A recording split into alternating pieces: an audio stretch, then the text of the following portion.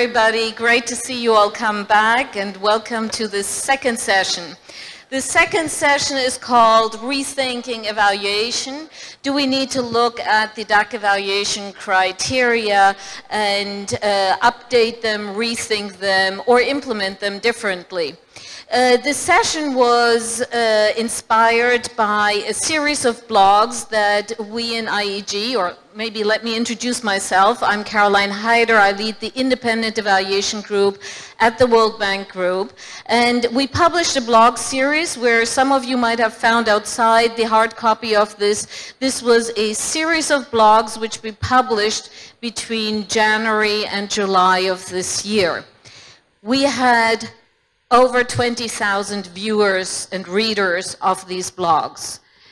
We had over 100 comments on the blogs, and in the publication you will see there is a conversation piece between myself and Hans Lundgren, who from the DAC Evaluation Network's Secretariat, where we answer some of those questions.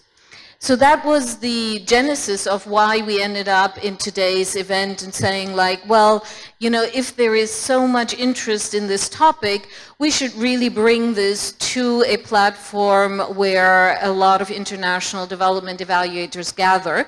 And Indran very kindly agreed that we could use this platform for a first conversation. What is really important to understand is that this is not a proposal of here are the revisions we need to do, but it is a conversation to find out whether revising, updating, or changing the way we use DAC evaluation criteria is something that's important to do at this point in time. Why did we produce this this series of blogs? Much in light of like what we heard in the morning session, we at IEG were asking ourselves similar questions. Are we asking and answering the right questions? Are they strategic enough? Is evaluation informing a strategic conversation around development results, choices that the operational people, the staff, the policymakers need to be reflecting on it? Are we helping with transformational change, or are we providing routine evaluations that really reflect more on whether things were done as planned? So are we asking the question, were the right things done, or only were they done in the right way? And also, and this was one of the questions that came up in the previous session, does the local context, does the local value system matter in evaluation, and how far are our criteria actually helping to address these things? These and many more questions, any of you who've picked up the blogs or have read them before might have many more questions you want to ask. So in this session we will use the online questions just as we did in the previous one, but instead of having presentations, we are going to actually have a conversation. I have prepared some questions to kick us off, and we'll have the panelists respond, but we invite you right from the beginning to post your questions. So please feel free to write in. I will be tracking them and try to combine reading with listening with speaking all at once. So it's a sort of like triple threat. But we've also done this in the past at IEG, that we take questions from a stream like this, because invariably it will be hard to answer all of them. And the ones, and quite often if questions sort of come together around certain topics, and we will distill that and invite the panelists to write responses and publish them on our blog or conversation website. So this is really, don't hold back, please do post your questions as they come along. So I already spoke about like why are we having this conversation today, so let me introduce the panel members and explain to you whom we have on the panel and why they are here. So starting from the far end, we have Riitta Oksanen. As you all know, she is the president of the European Evaluation Society. She's from Finland. She's spoken yesterday about the Finnish system, which is actually very impressive and how comprehensive it is adopting the SDGs, how it is incorporating evaluation throughout. And so she can speak from a bilateral perspective and from the European Evaluation Society's perspective.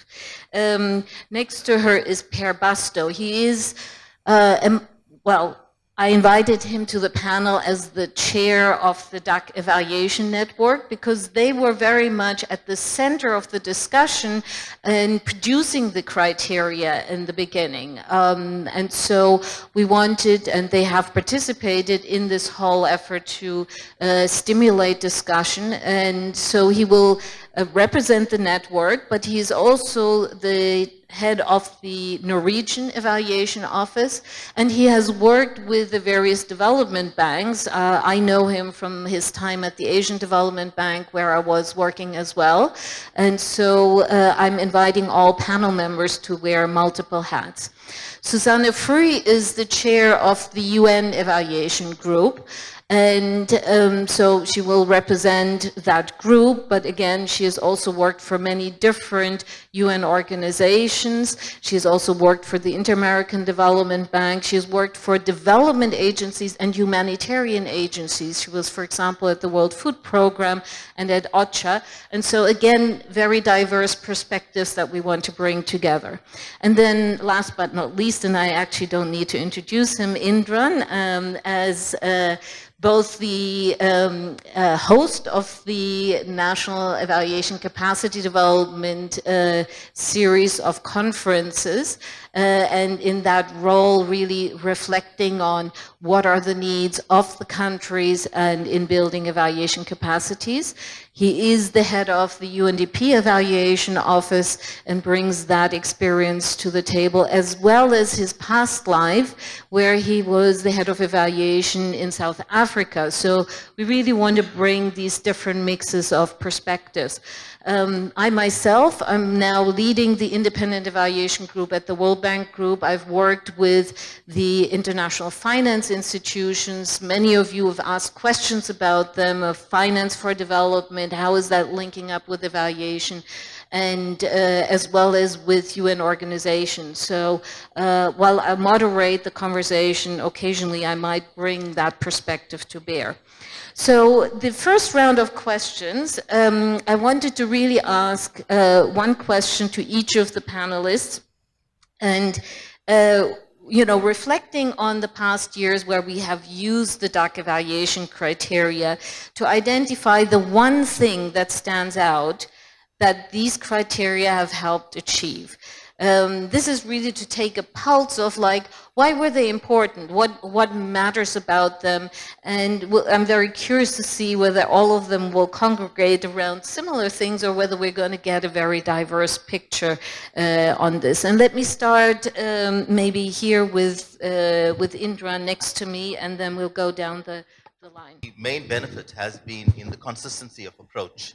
In conducting evaluation, one is offering a professional judgment based on the evidence, and one can only do so if you have the benchmarks.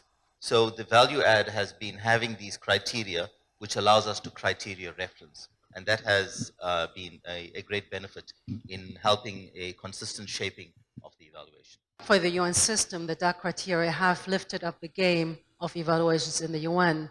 It has led to using the criteria as part of our definitions for evaluation, created a common language, more coherence, and really more credibility for the way evaluations are being done. So all in all, very positive. So this has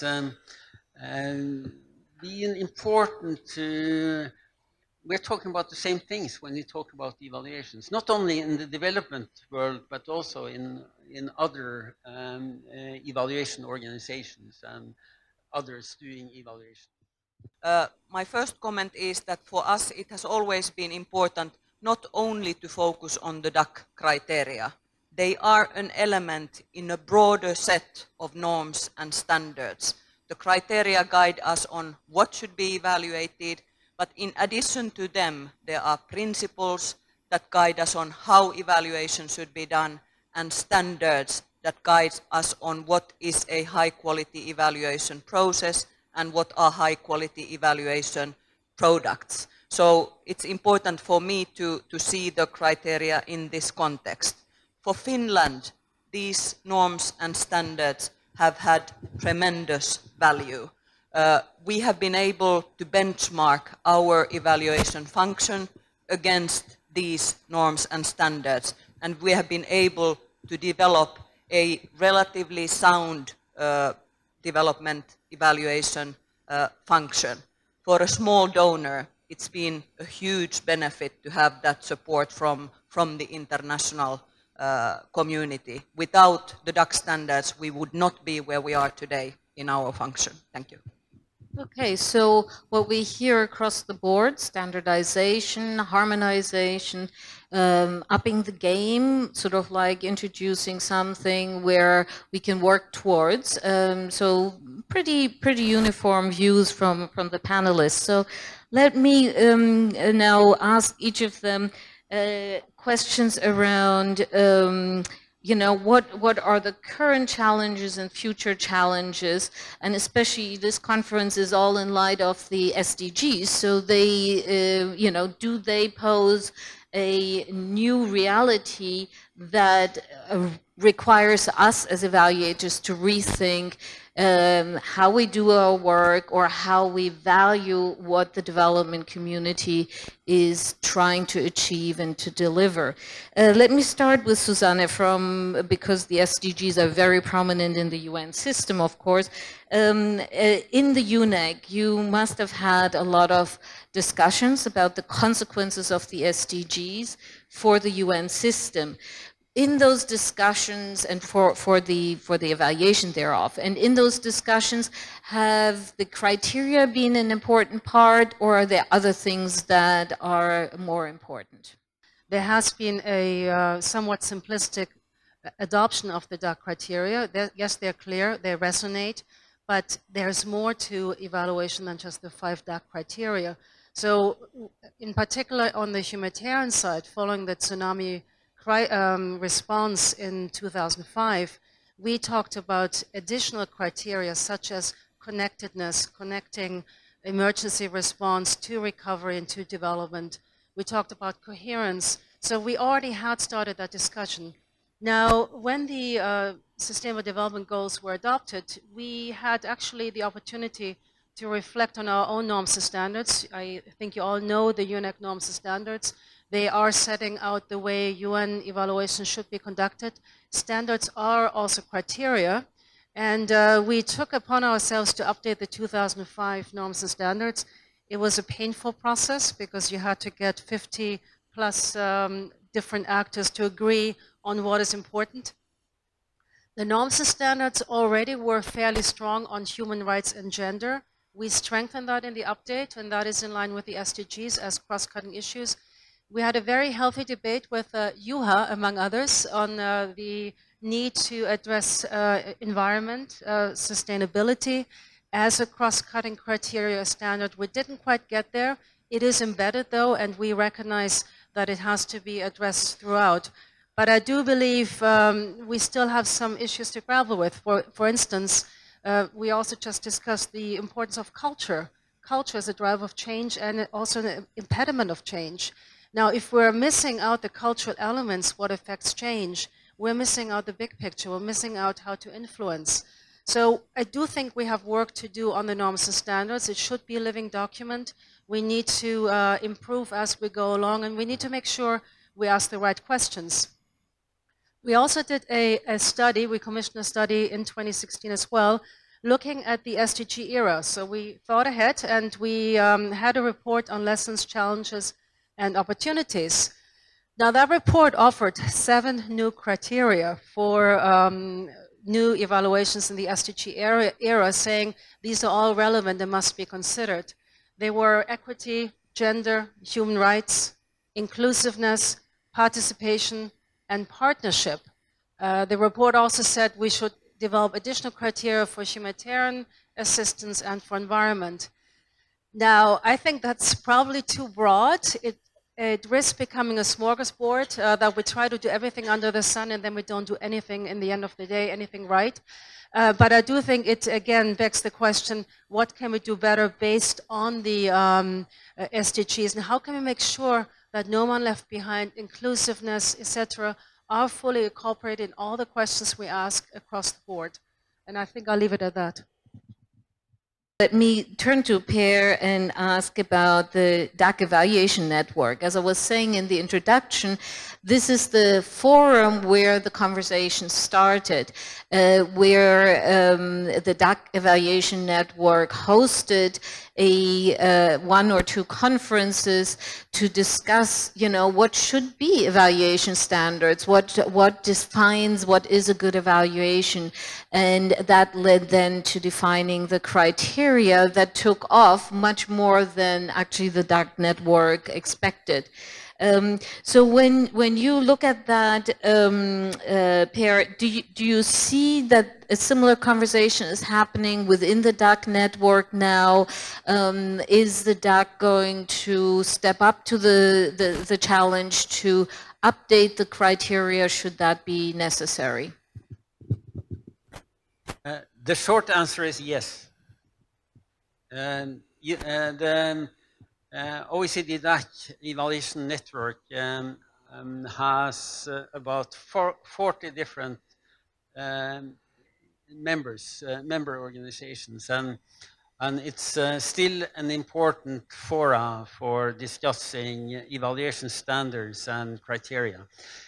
But I think, you know, it's like you, in your introduction, you said it's 15 years and even more before the last round of discussions around these basic criteria. And I think there are many misunderstandings related to using the criteria.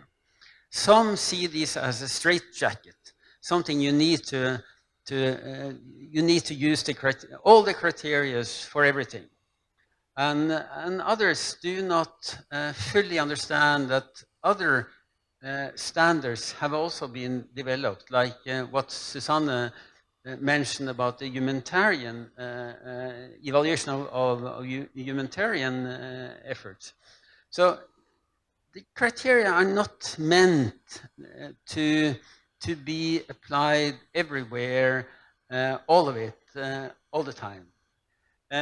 But we have this debate also in the evaluation network. But it's important that EvalNet is not alone in this game. Maybe it was 20 years ago, but now all of you needs to be involved. The UN organizations, the evaluation societies, the MDBs, the UNEG. So we need to have a broad process, but we must be able to conclude the process.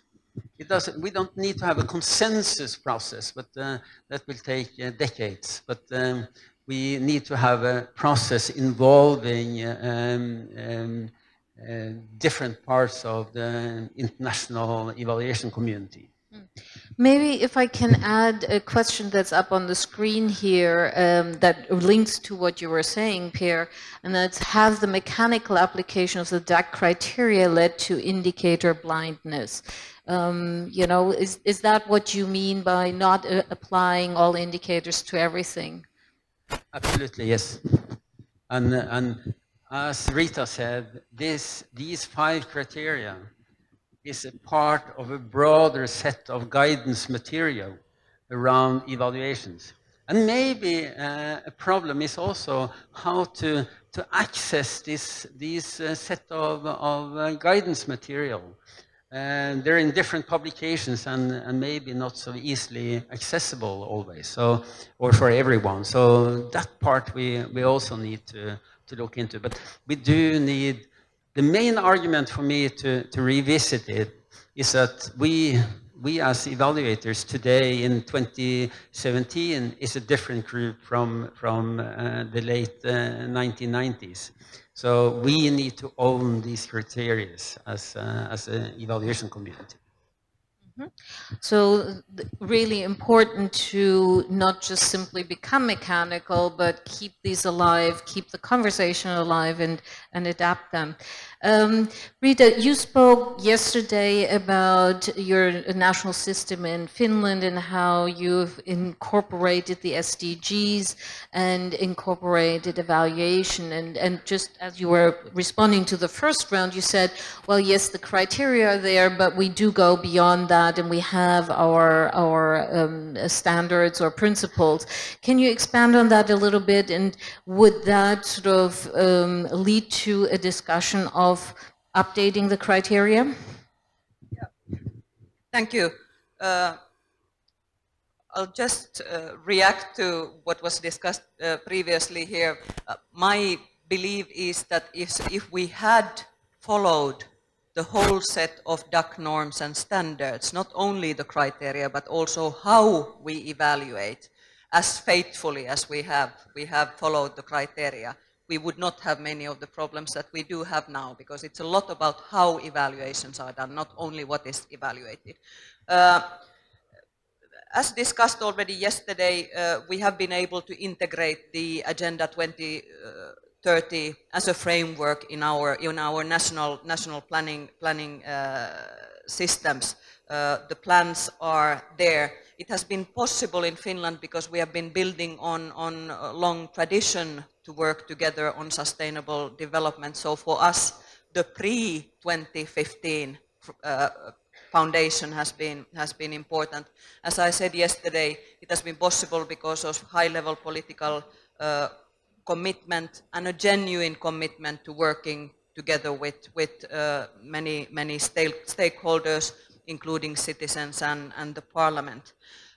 However, evaluation in this framework is lagging behind.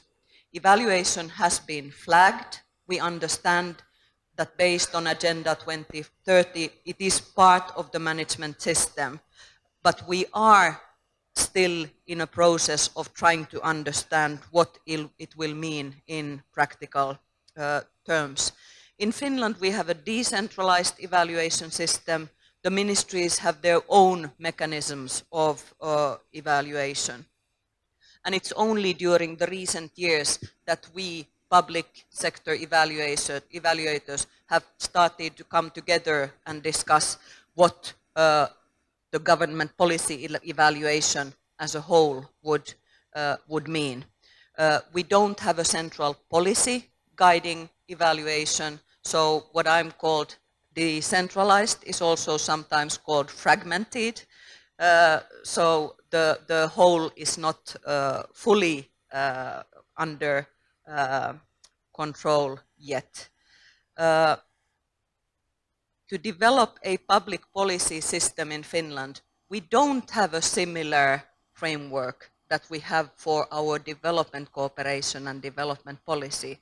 We don't have norms and standards for public policy evaluation anywhere. They are not there through the voluntary organizations for professional evaluation, not at the European level. So we don't have the same framework to develop this system.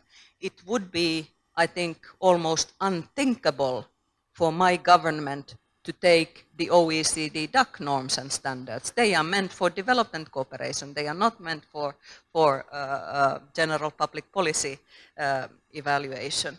The positive thing in this Agenda 2030 process is that since the issue is flagged, we have now started informal, more active informal cooperation with evaluation colleagues in the public institutions. We are working together with the Finnish Evaluation Society, and we have started a series of seminars to discuss what Agenda 2030 evaluation in Finland, in our context, really means. Thanks.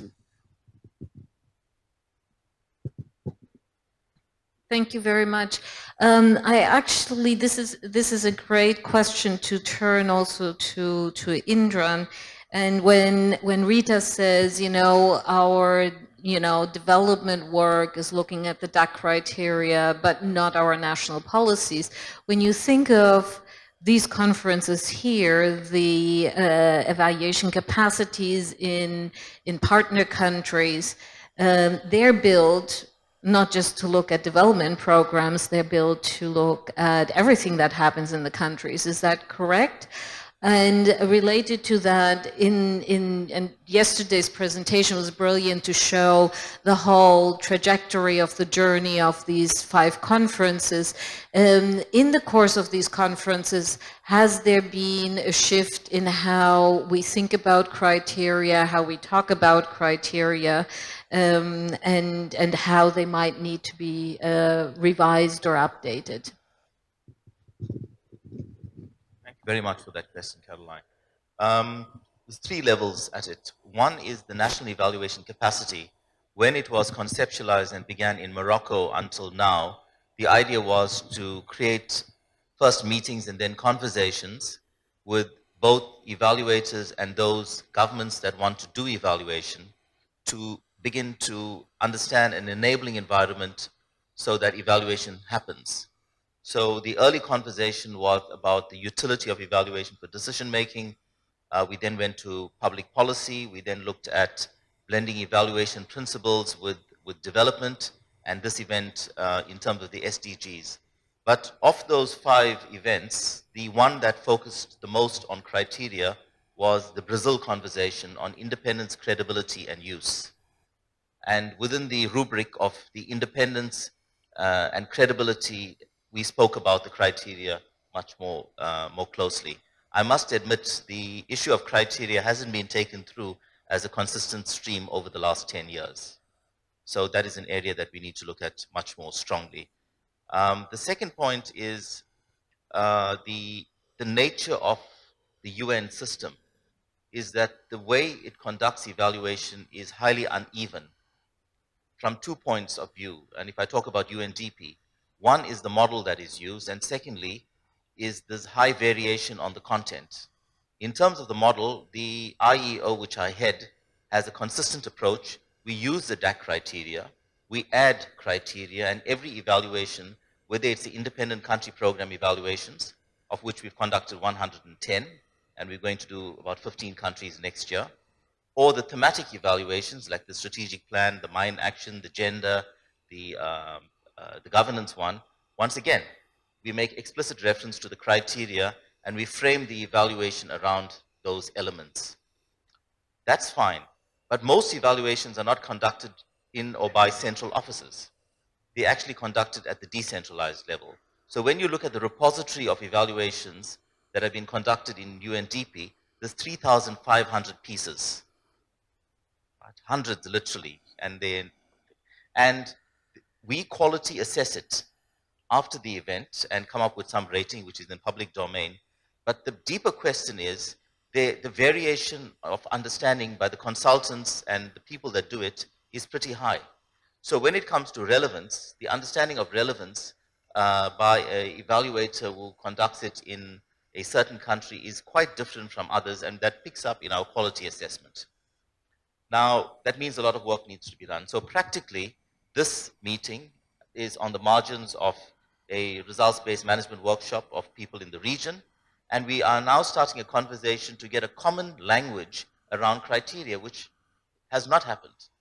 We have had the very famous, now translated, Yellow Handbook on monitoring and evaluation that's used, and that needs to be updated. It's a good piece of work, but it needs to be updated. So moving towards the SDGs, I would say let's not throw the baby out with the bathwater.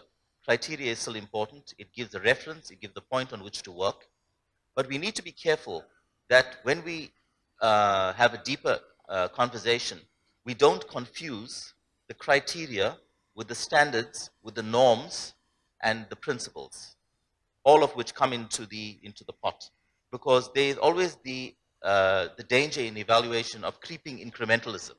We add more and more, and then the report becomes difficult to deal with. Sometimes evaluation reports are very difficult to read because it has a chapter on each criteria, and within each criteria it has the 4 unpacked. It's an almost impossible read. the principle of criteria remains, but more important is how we apply it. So I'm going to practically take from this conversation for the next NEC, which is the thing, is to put this on the agenda so we have a, we start to move, I won't say to get total commonality, but to have a similar understanding of criteria, its use, and its methodological application. Okay, that's very promising, and there was actually a question around, or several questions, whether we should actually, rather than revising the criteria, improve the use and the interpretation and understanding of them. So UNDP will be doing some work with among themselves. In my entire career, I know that that has been always part of the conversation in each of the evaluation offices where I've worked. The question is, do we share that then in a broader context? Do we actually promote that we have shared understandings of this? I want to really now move into focusing on the future, and here's some very interesting questions that I will weave in as we go along. But let me sort of pick up back on what Riitta was saying about the difference between the domestic and the development policies, and Susanne spoke about policy coherence, which was something that came out of the tsunami evaluation of 2005. The tsunami was in 2004. So this is a very long time ago, 12 years ago. Are we getting closer to policy coherence and evaluating it, Riitta, or what is standing in our way? I think the simple answer is that we must. Again, reflecting on our own experience, and again, I'm referring to the development evaluation side of the thing. The way we in Finland have looked at the OECD DAC criteria is that they are a framework, but we have always used them as a basis that we had then applied in our own Finnish system. Already several years ago, we expanded the criteria on two important areas that we don't think are adequately reflected in the DAC criteria, and those we borrowed from the UN norms and standards and criteria. And I'm referring to evaluation ethics, where we wanted to have stronger commitments, and secondly, gender responsive and human rights based evaluation processes. So where DAC criteria did not meet our criteria, we looked for other resources, and the UN was very useful there. Finland is a member of the EU, and in the EU evaluation, the 3 C's, coordination, cooperation, and coherence, have been there for a long time already. And out of those, we have integrated the coherence issue in our set of criteria and advise colleagues when that aspect is relevant for their evaluation work to also apply that criteria. But again, I'm talking about the development policy evaluation side. On the national side, we are not there yet. Okay, thank you. Indran, I want to come back to you on terms of UNDP working across different sectors and being the coordinator of the UN system. And so when we look at the SDGs, and any of you who have looked at them more deeply and studied them, you can see that there are some that have positive synergies, and actually you have spoke about that. There are some that are related but not mentioned, and then there are some that I would argue are competing for resources. And while they are written in ways that they will be sustainable, they don't explain really how they will be sustainable, and just attaching the label might actually not achieve, you know, how we deal with trade-offs that have to happen between the pursuit of these goals. taking all of that together with questions that are streaming about how do we assess impact, how do we update our thoughts on the impact criterion. What are your thoughts? What do we as evaluation community have to do to address this sort of like dual challenge of, you know, the impact, the end results, but also whether there are synergies, you know, and creating greater impact or detracting from creating impact? Thanks. Clearly, the work of evaluators has become more complex. If we go back 20 years, a lot of the monitoring and evaluation work was at the project level. The scope was defined, the timeline was defined, and we could come up with clear findings, conclusions, and recommendations. As we move into a globe where there is greater number of interconnectedness and movement, that becomes more complex. And it goes to the question, I'll start off with the question of impact. We use that term very, very carefully in the UN system and in the UN evaluation group. There's been many conversations, 3IE, etc., on discussing impact methodology. But recognizing the shortness of intervention of most UN programs, it's difficult to discern an impact in the horizon of the intervention. So that's the first point. The second point around the SDGs, I think we're only now beginning to understand how difficult it's going to be moving forward from an evaluator point of view. Because each of these SDGs, while they are 16 and they appear to be the same size box, within each of it, there's a different value, there's different pieces of data, and different SDGs interact in different ways with other SDGs.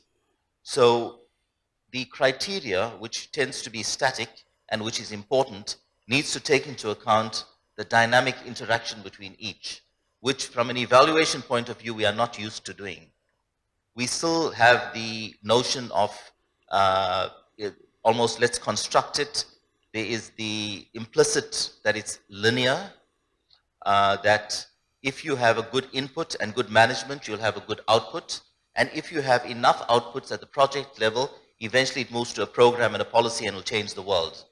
The results which persist indicate that inequality remains high in places even increasing.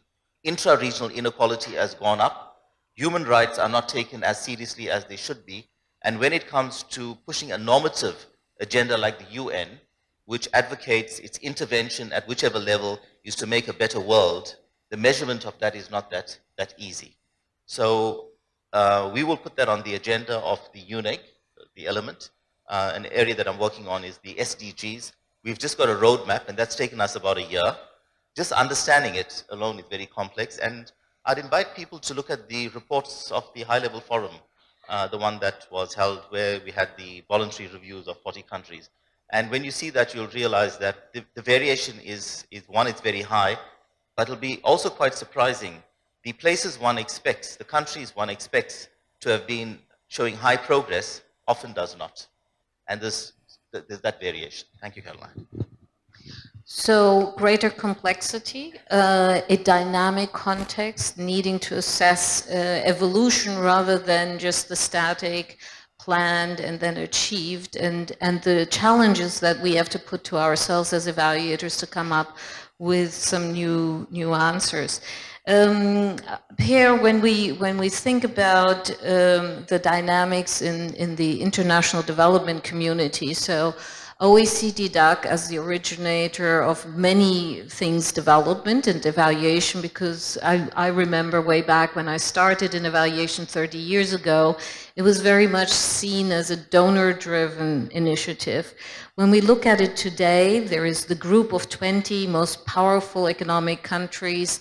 Do you see that they demand evaluation evidence, and does that sort of speak to things that we're seeing here in terms of the questions coming up, you know, is relevance something they're concerned with, or is that meaningless to them? How do we capture value for money in evaluation? Is that what the governors ask for? Is that what you know, policymakers in the G20 or the OECD DAC are asking for? It's not easy to respond to this, Caroline. In my view, you know, the big problem I see is not necessarily evaluation, but it is development assistance itself. It's changing quite a bit. It used to be, you know, serving the interest of our partners, but more and more, what I see in our countries is development assistance is serving the national interest of donor countries. So we have a changing agenda, and also the case that that ODA is not necessarily the most important piece of funding for development at the country level. So I do see. I mean, the SDGs might provide a new agenda and a new setting, and be a contrast to this increasing self-interest that we see in many donor countries. So I think evaluations can play a role in changing or identifying these problems, and in changing the way we're thinking around development right now. So I do see an important role for evaluation in that context. So really having evaluations then answer quite strategic questions, but also informing key stakeholders, key players who ask the questions. So this is something that is actually underway, where the stakeholders looking at the landscape where the relative importance of development finance is decreasing, the relative importance of public finance in partner countries is increasing. So this is very important, especially for you as an audience, because when your governments are funding more of the programs that should be serving your people, it is a good reason to have national evaluation capacities in various forms, in government and non-government entities, in order to help understand what these programs are doing. And then a very big player that has been invited into the development arena is the private sector. And again, as Diane was saying, there are different metrics that the private sector would like to use to assess outcomes. Susanne, I want to ask you about another dimension of the SDGs that quite often gets a little bit lost, and that is that sustainability, you know, we keep talking about its environmental sustainability, economic, social sustainability. But embedded in the SDGs are also demands and questions around how do we provide more services, but how do we consume less? And there is one dimension which is fairly easy, for example, energy efficiency. Yes, we do want to have everybody have access to energy, but in a more efficient way, right? But there is, for example, a lot of food waste. There is a lot of wastage otherwise. Are we equipped to evaluate something that, so to say, doesn't occur? Do our criteria help us do that? Thank you. Indeed, the criteria tend to lead us to look for what we expect to see. And I think we discussed also this morning the issue of bias and really needing to move beyond the criteria, using them as a basis, but to look for what is not visible, what we can't see, and what hasn't occurred yet. Because if we cannot look a bit more deeply and understand better the dynamics, the context, what drives change, we'll not be able to provide our professional judgment. I think it's our role as evaluators to help along the process. I mean, if you, for example, ask me what success looks like, is success for me as an evaluation community is that we are at the table, that we get to inform the Agenda 2030, that it is being achieved. Now, we have 13 years for that, and unless we ask the right questions, unless we unpack and demystify some of the concepts, unless we look for the interlinkages, we will not be able to do that. So we need to step up our game. We need to, yes, build on the criteria, but we need to ask the right questions. So I want to now come to more and more of the questions that are being asked online and sort of like provide them and give them to my panelists here. So there was one very specifically addressed to Indran, other than the happy birthday one. So happy birthday, Indran.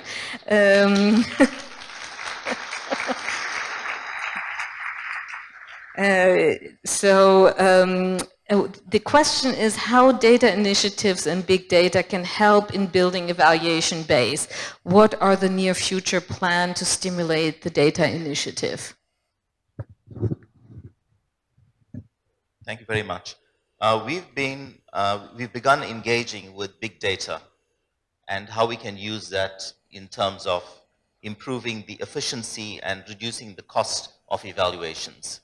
At a practical level, in terms of UNDP, we previously used to do about 20 to 30% of all the country program evaluations before they went for the next cycle.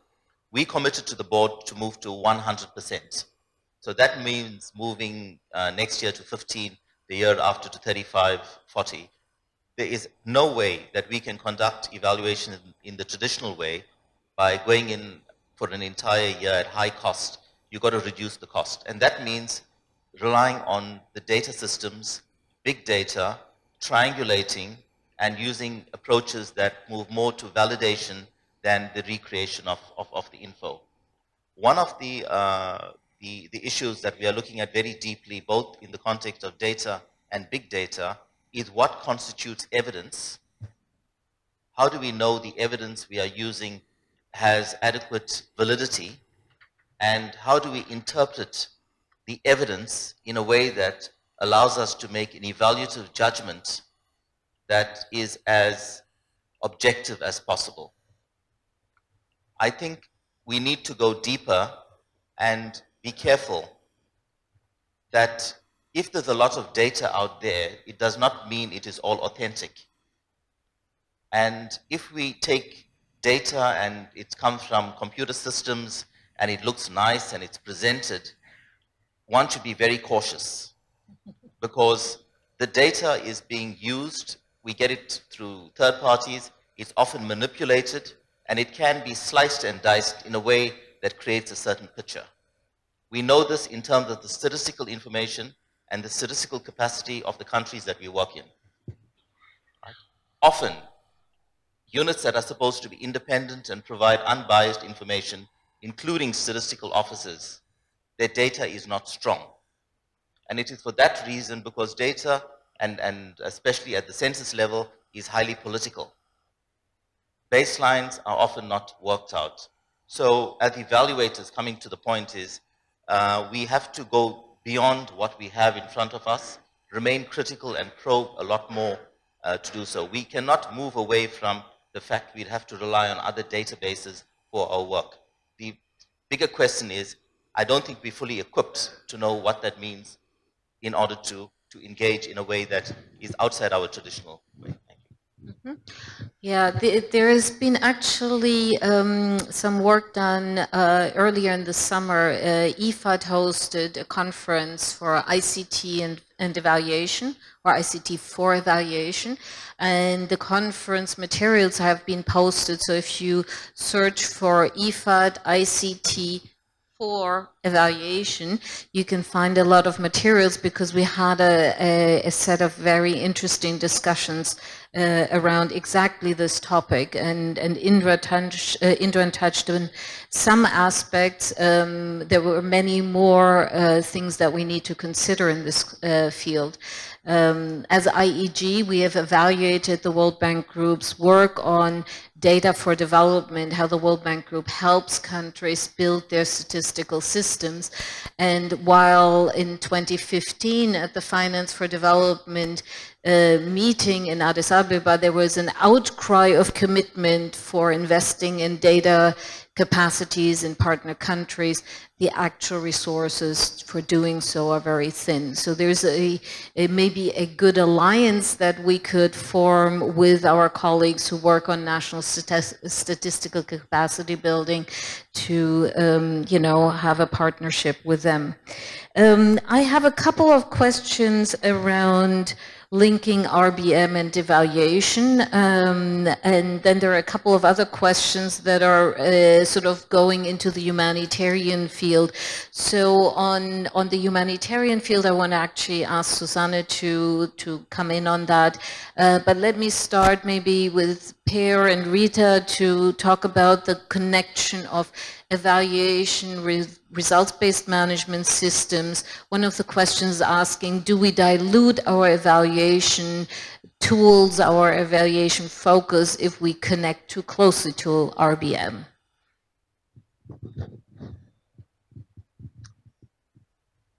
No. Come on, give me a bit more than that.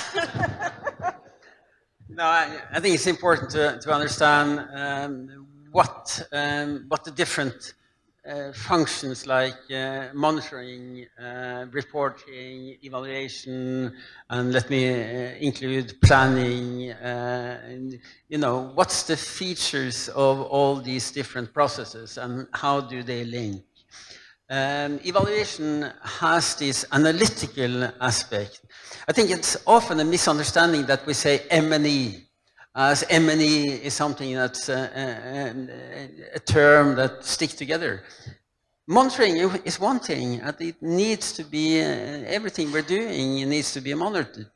But evaluation has a more in-depth analytical aspect related to it. So I think it's important to link. I see that increasingly in our work, if a program has not been sufficiently planned, it's unclear what they're trying to achieve, it's not the absence of any monitoring data, then it's quite a challenge to evaluate. So there is a close linkage. Yeah, please, Riitta. Not much to add. I look at it exactly in the same way as Per does.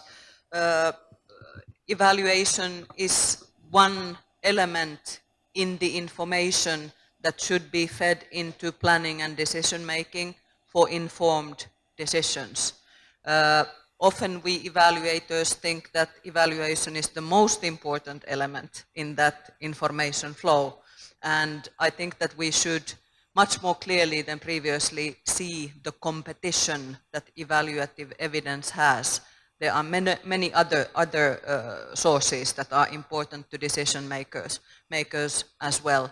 The simple things that are important but often do not happen are things like correct timing, building the production of information on clear understanding of where the information needs are, what are the future decisions, what are the future policy processes where evaluation is relevant, and looking at this as a whole. Thank you. Susanne, I think you wanted to add something, and there's just the latest question that came up. Our role in RBN must be critically to critically challenge assumptions about cause and effect, not simply validate and affirm what is comfortable to management. What is your take on that?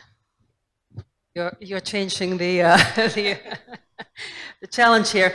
First of all, on RBM, there's always a risk that it's a straitjacket, that we come in and we basically confirm what we expect to see, because we think everything is linear. And of course we know everything's not linear. So breaking that open and asking, again, the right questions, going beyond the criteria, going beyond what we think should happen, and really challenging the basic assumptions.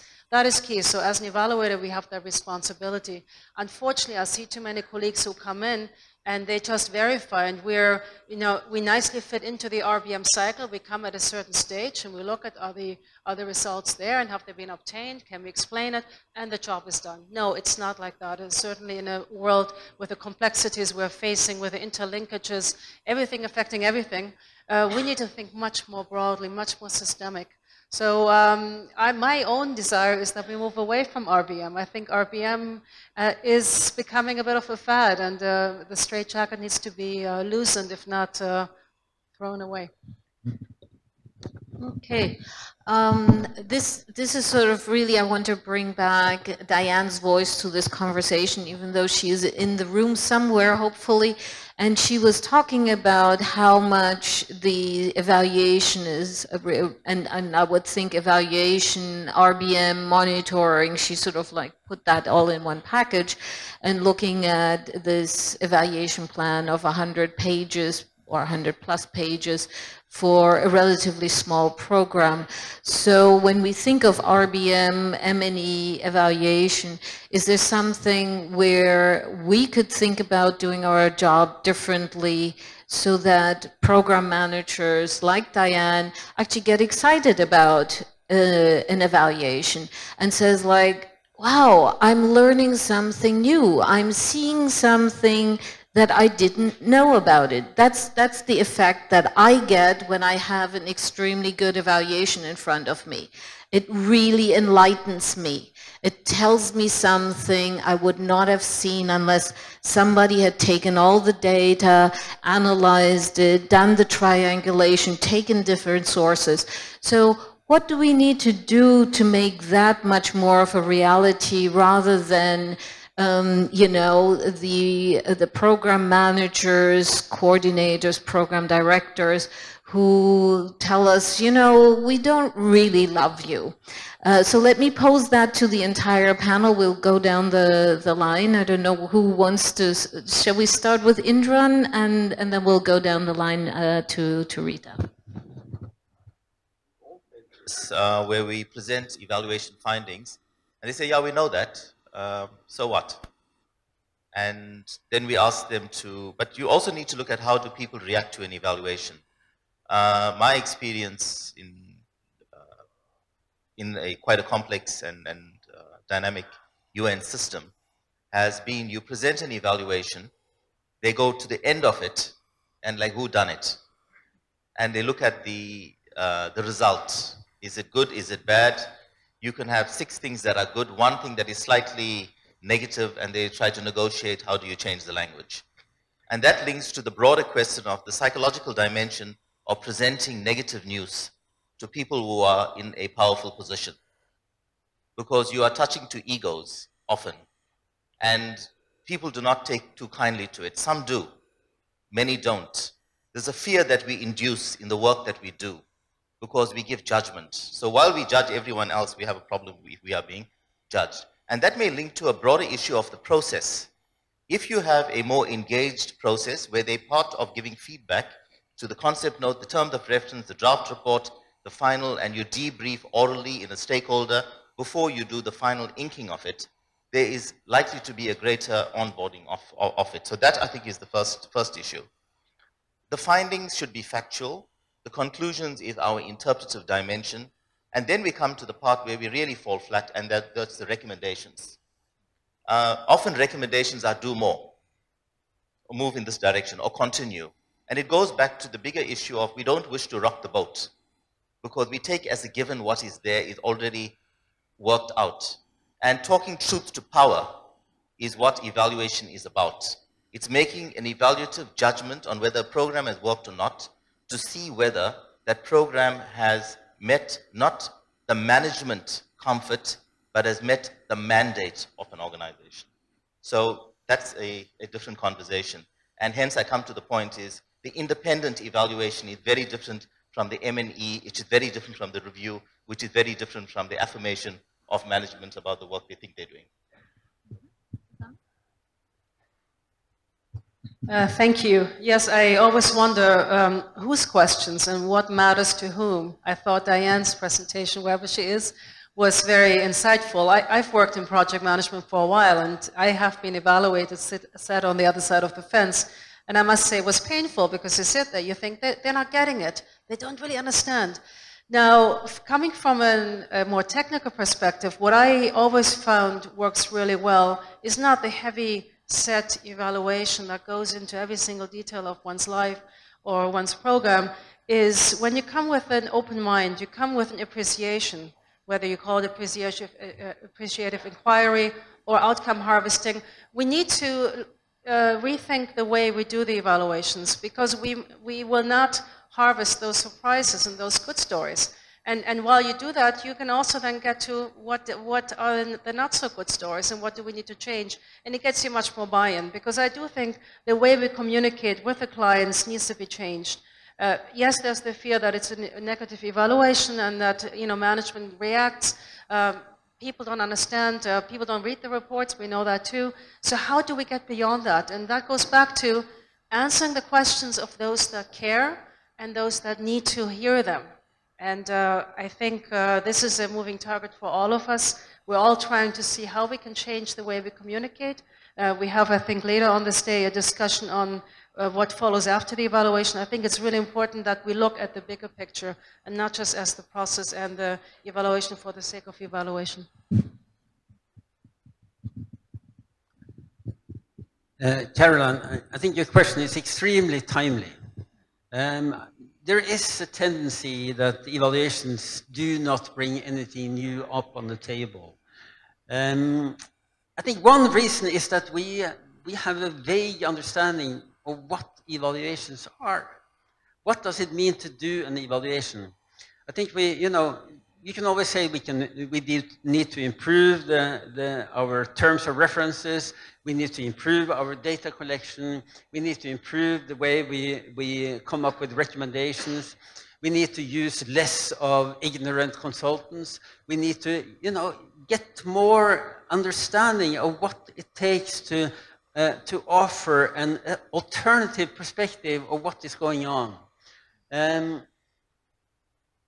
I mean, this is a great opportunity with a lot of evaluators to create a community of exchanging experiences and develop our real understanding of what evaluation is.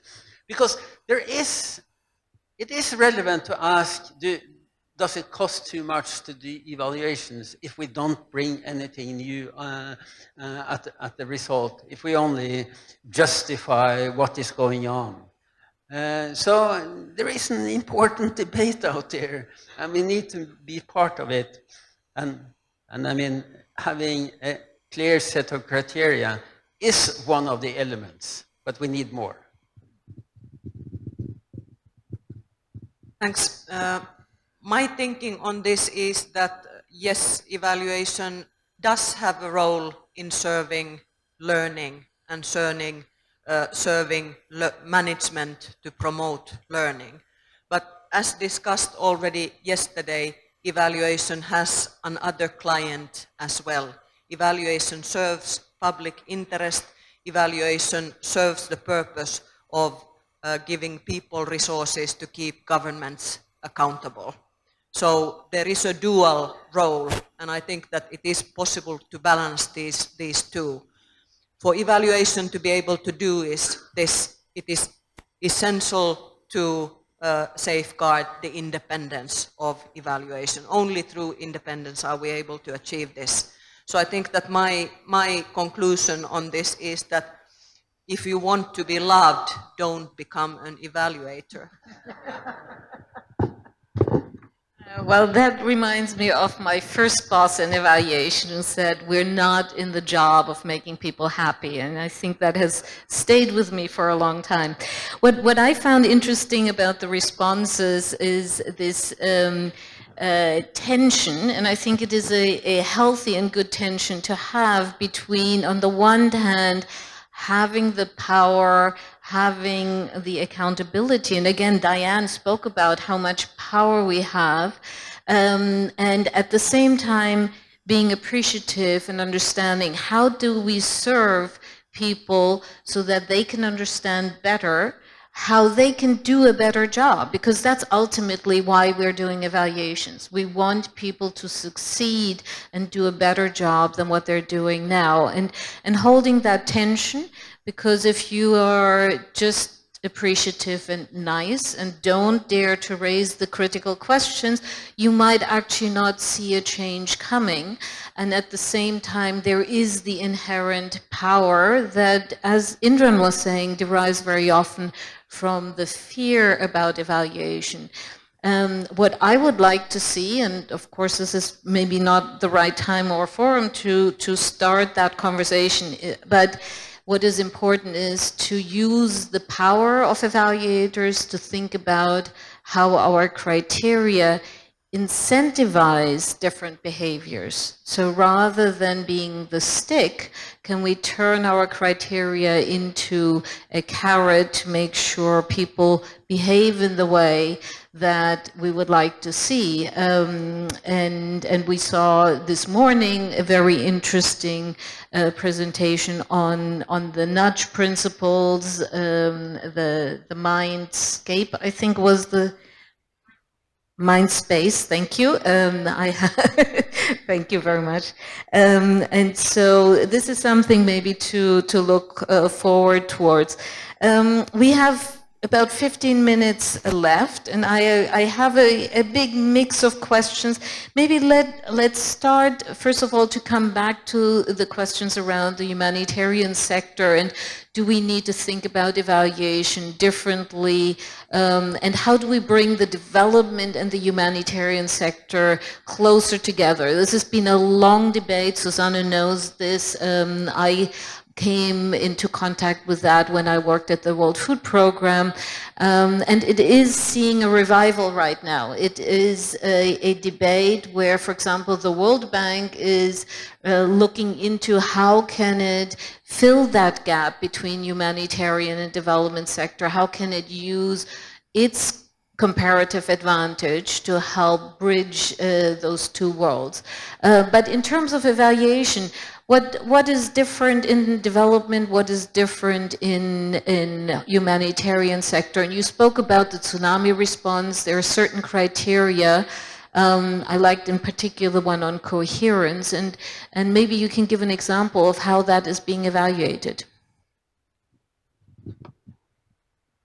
Yes, thank you. I think on the humanitarian evaluation side, we saw for some time more innovation than on the development side, because the humanitarians were grappling with a lot of complex issues and with massive responses. The tsunami was just one of them, but clearly overwhelmed anyone's capacities, any country's capacities.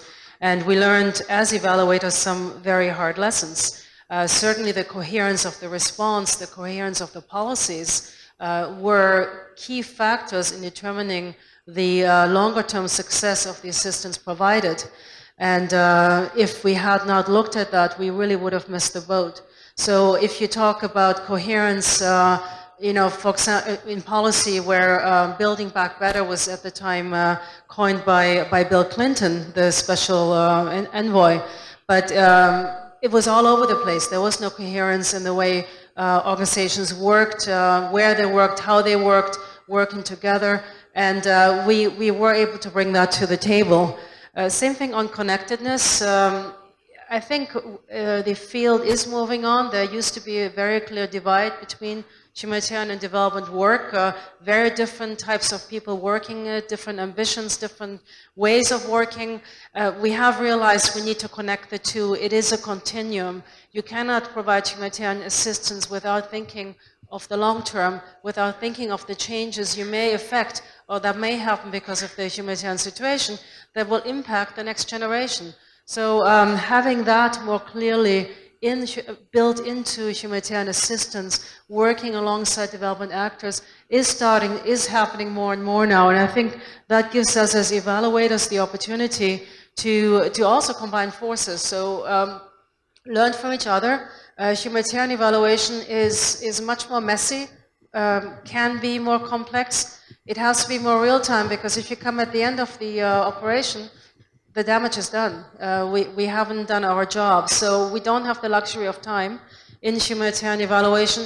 At the same time, we need to, many things happen in that phase that are really related to longer-term development, and understanding that and bringing that element in, I would think really advocates for mixed teams and for really having a more systemic and longer-term perspectives. And coming back to the SDGs, of course, SDGs do include humanitarian assistance, migration, many issues that should not be separated.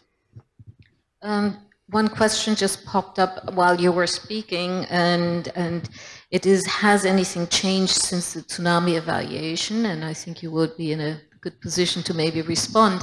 And just to reiterate what Susanne was saying about the SDGs incorporate looking at internally displaced people, at refugees, at conflict, and so they are part of the entire spectrum of what does sustainable development, what does shared prosperity mean for all people around this world. So I think bridging that gap and thinking about how does our evaluation work inform policymakers at all ends of the spectrum is important. But Susanne, what has changed since the tsunami evaluation, 2005? Well, I think at the time we scrambled to work together because we realized we couldn't just evaluate in isolation. We also realized that everyone was going to come and evaluate. And we'd all do our little thing. We'd all tell our organizations you failed or you did not, and then we'd move on. And I think that has changed. We work much more on a system-wide basis, so the organizations are partnering up. They are working together, like on the Syria crisis. The interagency group on the emergency evaluation has looked at the lessons learned, has tried to inform the response as it is going on. So there are a lot of openings. It's not easy, but the message is we cannot work without partners. We have to build on national capacities, and we have to work together at a system-wide level in order to really understand the complexity of what is happening and how to inform it. Okay, now in the last a couple of minutes, I want to ask each of the panel members to take a stand. Since we're evaluators and we judge, we come to conclusions. So across the whole conversation and many of the questions that have been posted, the question is, do we need to completely reform the criteria? Do we just need to update them and tweak them a little bit? Or do we simply need to apply them better? So starting with Riitta, where do you come out? What do you think? And we'll sort of take each panelist, and I will turn back to you and want to see a show of hands from you. So just prepare in your minds where you're going to come out. I think that when it comes to development evaluation, we need to apply the criteria better. We need to use them in a flexible manner in a given context. A whole new different issue is the issue of what should be the criteria whereby we evaluate our public policies. And the really big issue, because this is also an issue about power, is that what is the right fora for agreeing on those criteria? My feeling is that it's not the OECD DAC. Thank you.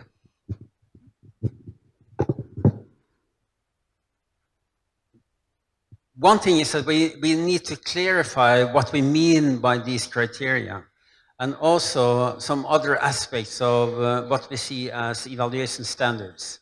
For instance, when we talk about independence, credibility, utility, these kind of elements, we also need to clarify. I do think we need to look and probably revise some of the elements in these 5 criteria. For instance, when it comes to impact, I mean, to me, that's a fairly unclear term. And maybe it was clear at the end of 1990s, but to me, I struggle to fully understand what impact is and what is implied. For instance, so we need to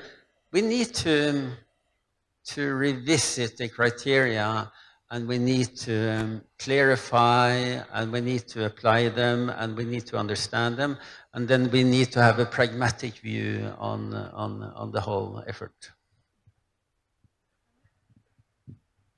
Yes, I would support that. Coming back to the baby in the bathwater, I think we should check the temperature and maybe raise the water level or reduce it. But I do believe we have a good foundation. We need to, as Per was just saying, ask some fundamental questions. I think relevance is one of the most misunderstood. We can bring in coherence, we can bring in other issues. We can also look at some of the paradigms we have, like no one left behind, equitable development, sustainability, and see if we go through the existing criteria, how they weave in through everything we ask. And then finally, I think there's one missing that many evaluations miss, which is actually design.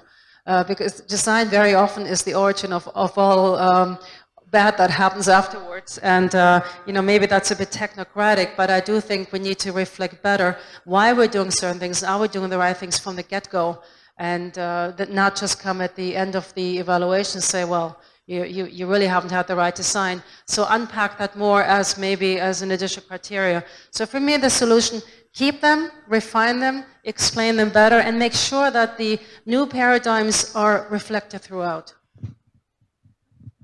Seems to have gone to common thought now across the table. Yes, as an evaluator, we're going to need criteria because, and these are important because we reference to something. We need to add as we go along, depending on what the subject and topic is. We definitely need to apply them better by unpacking criteria across space and also taking into account scale. The evaluation that you do at a project level is quite different from a program to a policy. And within all of that, we need to look at the principle of independence, because when we ask the essential question about what an organization is doing, the independence becomes even stronger. That's the first part. The second part is, based on the organization we work, we need to go back to its mandate.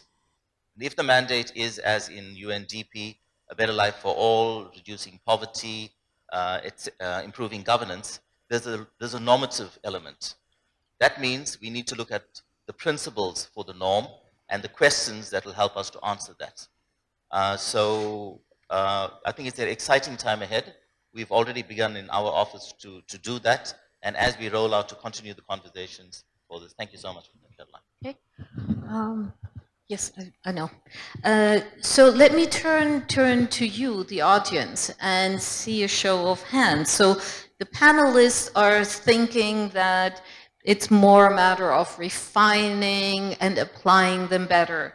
Do you think they should be reformed? There should be a deeper discussion about what needs to change about them. Please raise your hand if you think so.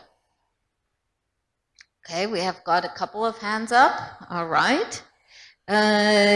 Just a tweaking, an update. Who believes that would be the most appropriate approach? We have fewer hands up, so lots of people maybe thinking we just need to apply them better. Is that the common view? Who thinks we just need to apply them better? Okay, yes, there are some more people for that. So overall, I have to say there's not great participation among you. Next time I'm going to do that as an online survey. Maybe you're less shy.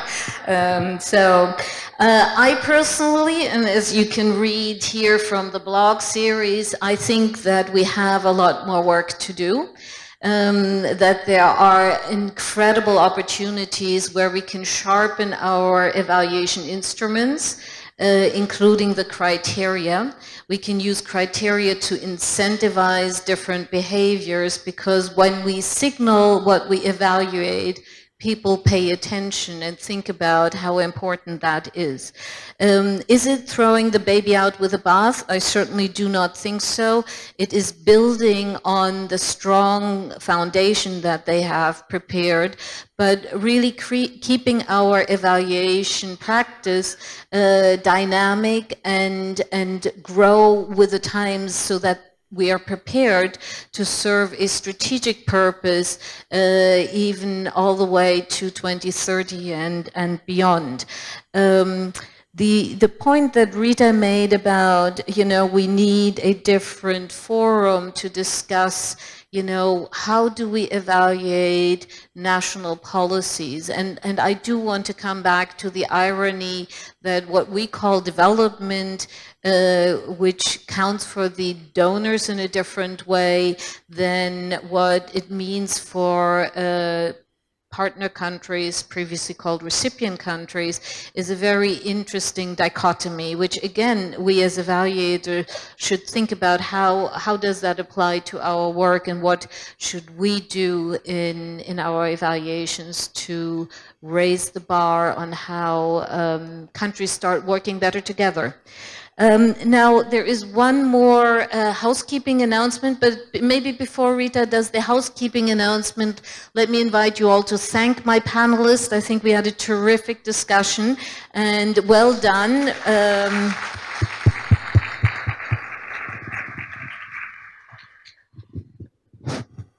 Thank you very much. SDGs are all about the future of evaluation.